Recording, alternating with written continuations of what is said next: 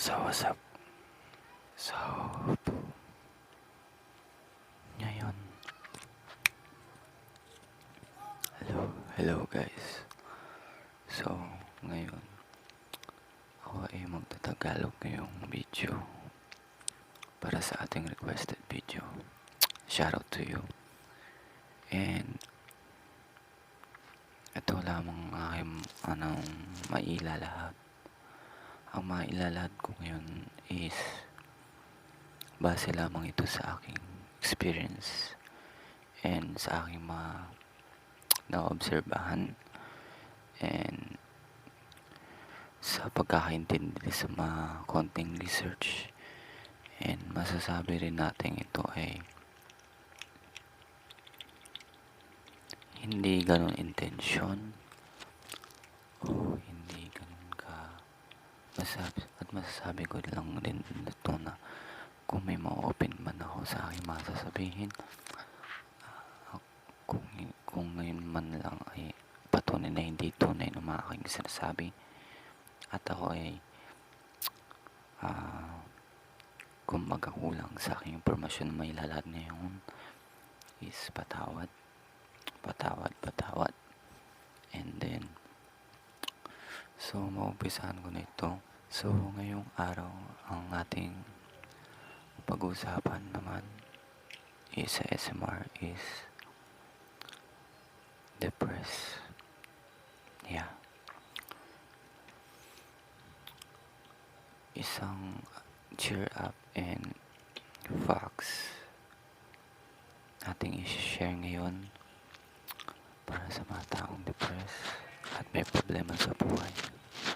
So, umpisa natin.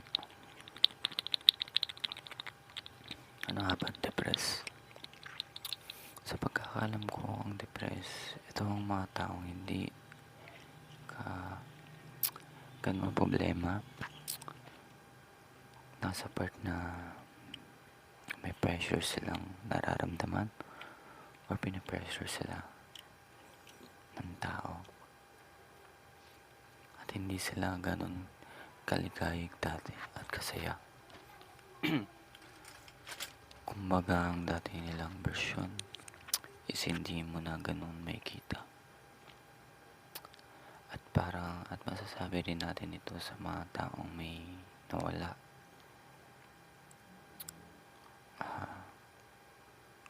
May pagkukulang, may problema, at hindi na makapag-focus sa dapat niyang gawin. So, my experience. Ito ay lamang naranasan ko nung ako'y bata pa lang dahil sa inggit. Masasabi natin sa inggit ganun at sa hindi ganun kabuhay at mga problema, syempre ganyan. Tapos sa mga tao nakasalimuhan natin na ganito lang tayo.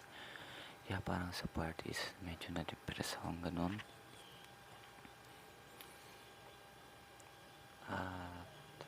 Hindi ko din masasabi na pwede ko din masabi na dun din dahil kung parang mas less ako naging tao nun. I mean, hindi na ako yung parang ganun. Kasi nawawala na ako ng gana sa iba, sa mga gusto kong gawin, at hindi na rin ako nakapag-focus masyado. At dahil dun, pagiging depressed is mahirap talaga. Pero kung magpo-focus tayo sa isang bagay na dapat palang tatapusin natin, is itatatak na natin sa isip yun. Natulan tayo sa isang bagay, tatatak muna at mag-focus. At ang masasabi din natin sa ating problema, sabihin na natin marami tayong nararamdaman at parang umaapi sa atin. Gawin natin lakas yun para mabuild natin sarili natin na maayos at para mas madagdagan pa tayo ang ating lakas, confidence. Yeah. At kung sa pamilya naman tayo, ah, mas mabuti ng sabihin na natin yung totoo, kung anong problema natin, ganyan. At kung hindi man sila maniwala, ganyan, mas mabuti na pang i-approve natin sa kanila yung ating kakayanan at ating maaaring gawin na ipapakita natin sa kanila. Kasi kung maninitili tayo sa ganun, hindi tayo mag-move forward as we own. Hindi ko alam masyadong pinagsasabi ko, medyo nagugulo ako. At saka, problema sa buhay is laging ganyan. Ang dapat natin gawin is solusyonan natin yan. Huwag tayo masyadong magpanik. Well, hindi natin masasabi yan sa buhay dahil life goes on. And lagi tayo may pagsubok. Ito ay nararapat nating harapin at maging presentable tayo sa mga ating gagampanan sa mga panahong mangyayari. Well, hindi natin ito masasabi dahil ang bukas ay isang misteryo para sa ating buhay. At sa ating buhay, dapat tayo ay lagi masaya. Huwag tayo masyadong bad and negative. Kasi doon tayo masyadong nawawala ng ambisyon at thoughts, confidence, kung paano natin anong words yun? Kung paano natin maayos ang ating hinaharap. At huwag tayo masyadong tututok sa ating mga problema. Tumutok tayo kung paano solusyon ang problema. Kasi kung magdidesisyon tayo kunwari ng galit, maaari maging iba ang ating posibleng solusyon, resulta. At isipin muna natin ang dapat natin gagawin. At huwag tayo masyadong papagabag sa ating emosyon as a panlaban, like sinusunod mo yung angry emotions mo tapos mapagbito ka na salta, ganyan. Layo na ng sinasabi ko. Pero sa mga nanonood sa atin dyan, maaari po ba kayong magbigay ng advice sa ating comment sa baba? At para mabasa din to ng iba't ibang tao at ito ay maging advice sa kanila, sa kanilang buhay. Dahil ako po I'm still ako pa rin ay kulang sa advice, ganyan. Kasi ito, balik tayo sa akin kasi yung napagdaanan ko hindi ganun talaga hindi ko siya ma-explain na maayos. Kumbaga yan, normal yun yung sa inggit, ganyan, inis, okay. Pero nandun ako sa punto na kung palagi lang ganun yung iikot ng cycle ko, hindi maririndi na ako. Kasi kaya ang gagawin ko, tatayo ko sarili ko, tapos gagawa ko ng paraan. Tapos focus muna ako kung ano yung dapat kong mayambag at yung mga dapat kong kayang gawin, makakayahan ko. Doon ako masyado magpo-focus. At hindi natin masasabi lahat ng tao na mas prefer to lean in sa mga tao, sa mga kaibigan nila. Yun, tama lang. Mas mabuti na tayo ay maglahat natin nararamdaman sa mga matalik nating kaibigan, kung hindi man natin may lahat sa ating mga magulang, sa mga ating tiyahin, tiyuhin, ating mga pinsan, ganyan. Ilahad natin ito sa mga matalik nating kaibigan para makahingi din tayo ng advice at mawala sa atin sa isip ang mga masyadong masanhing bagay na hindi natin dapat gawin at mangyari para sa atin.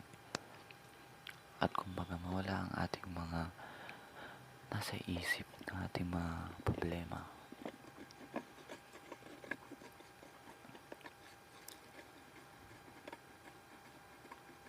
Pero mapapayo ko lamang, ayun, maging focus ka lang sa mga dapat mong gawin. Kung masyado ka naman focus sa pag-aaral, tama lang yun. Pero huwag ka masyadong hindi naman sa pero sa seryosohin mo pa rin kumbaga mag-break ka lagi kapag nag-aaral ka ng ayos. Kasi, well, mas sabi natin sa iba, nag-enjoy sila doon. Pero kung napifeel mo hindi ka ganun ka-enjoy, yan, iliban mo lang yung sarili mo tapos aral ka ulit. At, tama lang na focus ka sa future mo. Yun. Balance, kumbaga, ang ginagawa mo sa iyong buhay. At hindi ka masyado chill. At meron ka laging rest time para sa sarili mo. At oras para sa sarili mo. Oras sa pamilya mo. Oras sa mga kaibigan mo. At oras sa mga minamahal mo alaga. O sa mga minamahal mo tao. Sa bebe mo. Sa jowa mo. Sa mahal mo. Kung naisip mo naman sa hantong na gusto mo nang gawin ang dapat hindi natin ginagawin, ay huwag. Dahil marami pa tayong mararating at maaagapan din natin ito. Hindi man lang ngayon, pero nasa proseso ka na ng pag-uusad mo. Dahil nawawala na sa pag-iisip mo yung dapat mong gawin kung ikaw man ay masyadong depressed na talaga. Kaya ikaw na dyan, papasalamat ako dahil lumalaban ka at hindi ka sumusuko sa mga ginagawa mo at pinapatunayan mo sa sarili mo na kaya mo yan. Kayang-kaya mo yan. Kaya stay strong palagi at huwag ka masyadong magpapapi at magpapadala sa mga negative emotions mo. Ang gawin mo lang is take a break, mag-relax ka, mag-isip ka muna, at gawin mo yung mga nakaka-relieve stress. Kunwari, gumagawa ng video, yan, pwede din yan. Susulat ka ng diary mo, yan, pwede din yan para malabas mo yung thoughts mo. At yung mga hindi mo naman nalalabas sa mga kaibigan mo, sa pamilya mo, pwede mo sulat sa diary mo. Labas mo doon, tapos, yun, para ka nag-cleanse. Dahil ganun ang mga ginagawa ng mga ibang tao, nagsusulat sila. Pero ako noon, siguro, ayun, lagi ako nagbabike. Doon ko nilalabas sa pagbabike ko. Kaya ito ngayon pa yata, kakabike, yun. Ayan, pumupunta ako sa mga lugar na medyo tahimik, sa mga, hindi masyadong ng tao. Pero, kadalasan sa mga park talaga ako eh. Pero maraming tao doon. Tsaka sa mga mahangin na lugar ako, siguro sa mga malalayo din. Yun, nakapag-isip-isip ako, ganyan. Siyempre kasi kapag nasa labas ako, tapos nagbabike ako, nawawala sa isip ko na depress ako.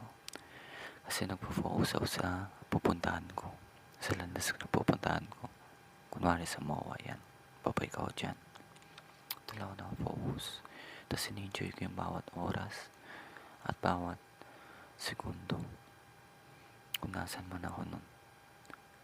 Yan, nagtitake ako ng picture, nagbe-video minsan, pero hindi ako nagsasalita din sa mga video, ganun. Tapos lagi lang ako nakangiti. Yan. Ayun, kumbaga, humahanap tayo ng ating solusyon sa ating kasiyahan para malas yung mga ating pag-iisip sa mga masyadong negative thoughts. Yan. Pero kung nandun ka man sa puntong hindi mo masyado talaga masolusyonan, advice ko lang sa'yo is marami dyang YouTuber na or mga tao, influencer, or mga makapangyarihan na tao. Makikita mo sa social media na may advice para sa'yo, para ikaw ay bumangon sa iyong sarili at manatili pa rin at maging masaya.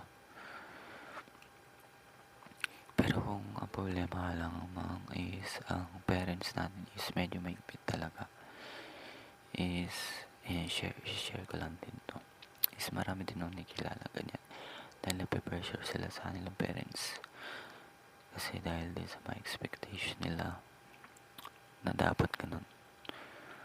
Well, hindi ko din sila ma-judge kasi kumbaga ang ibang pahiwatig natin mga magulang is tayo ay maging responsable at tayo ay magkaroon ng magandang buhay sa ating future.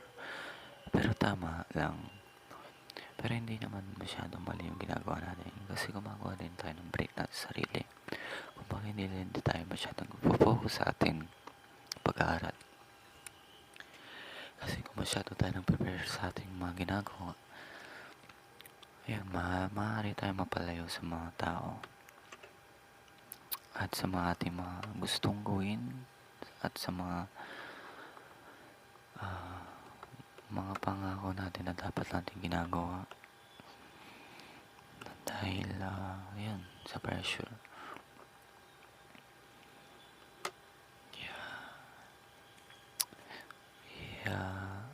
Yan na po, aking uulitin sa mga aking nasasabi at nailalahad ngayon.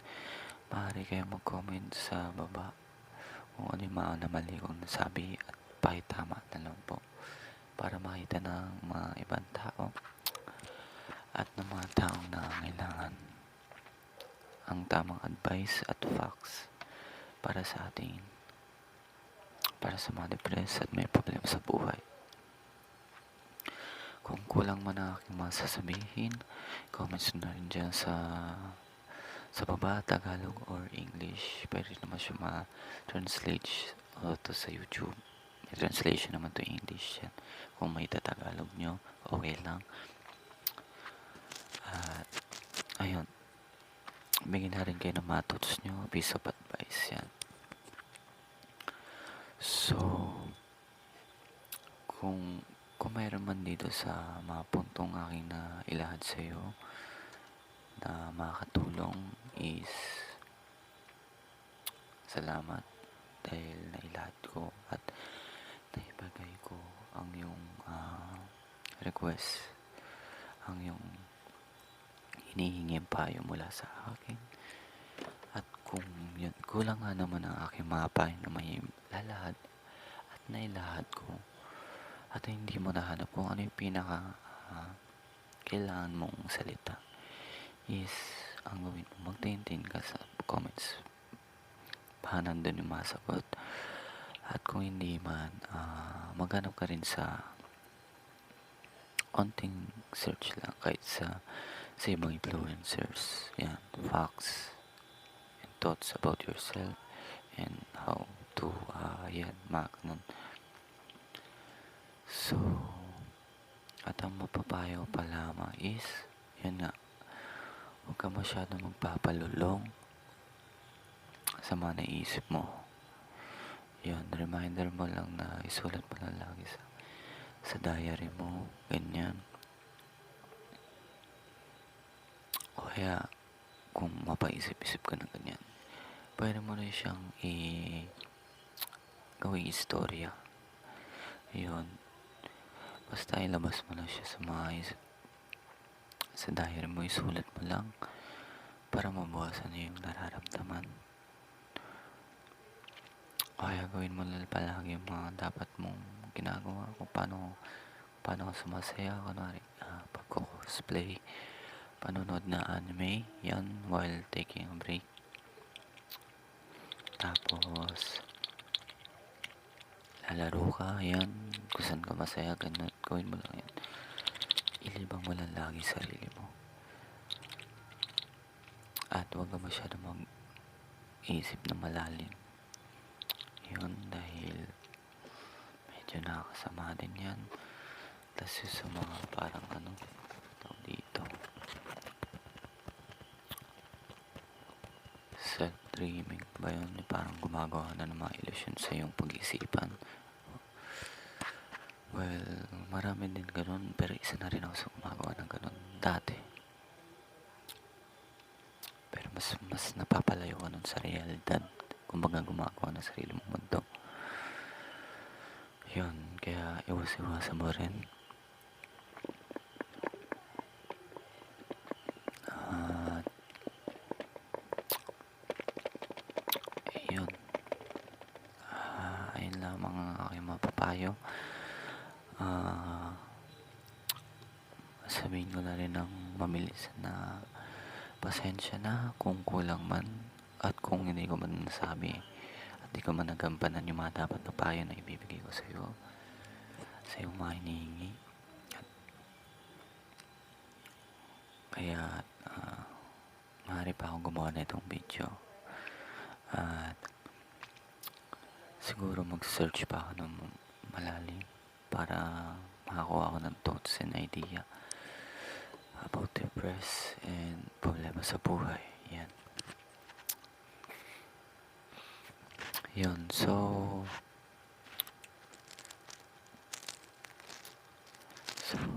relax and don't push yourself hard. Focus ka lang lagi sa mga dapat mong unahin muna. Yan, tsaka magpakatotoo ka at sa iyong sarili. Kung hindi mo man kaya, mag-break ka lang lagi. At laging tandaan, huwag ka magdesisyon na galit ka o wala sa iyong tamang pagkaisipan. Like, may problema ka ganyan. Isipin mo lang lagi, mag-isip ka lang. Mag-relax ka ng konti. Tapos kapag ikaw ay naging calm down na yun, hindi ko alam kung tawag. Basta kung ikaw ay nasa tamang pag-iisipan na, at doon ka na pwede gumawa ng desisyon. Ayun. I mean sa pag-iisipan yung yung hindi ka nagalit, hindi ka na basta hindi, calm down ka na nun, calm down. Parang relax ka na nun, para makapag-desisyon ka na maayos at makakuha ng magandang resulta sa iyong solusyon. So, salamat dahil nandito ka pa rin at nagawa mo pa rin lumaban sa iyong mga ginagawa at nilalabanan sa araw-araw. Papasalamat ako dahil nandiyan ka pa rin at hindi ka papabi sa mga umaabi sa'yo. At ikaw pa rin yan. Mas mabuti man tayo magbago, pero mas mabuti tayo manatili pa rin na tayo. At kumbaga magdadagdag tayo ng ating mga improvement sa ating sarili para tayo ay umansenso. Ako pala si Naps SMR at Payo SMR. Para sa iyo, para sa inyo. Good night and relax. Be yourself and don't let others judge you, and just focus on the way how you do and be who you are. Yan, who you are. And yeah, ibigay mo lang at lahat ka lang sa mga matalik mo kaibigan, sa iyong nararamdaman, para makinig ka sa kanila ng mga payo at matulungan nyo isa't isa at matulungan ka rin. So, tapos Cesar, payo.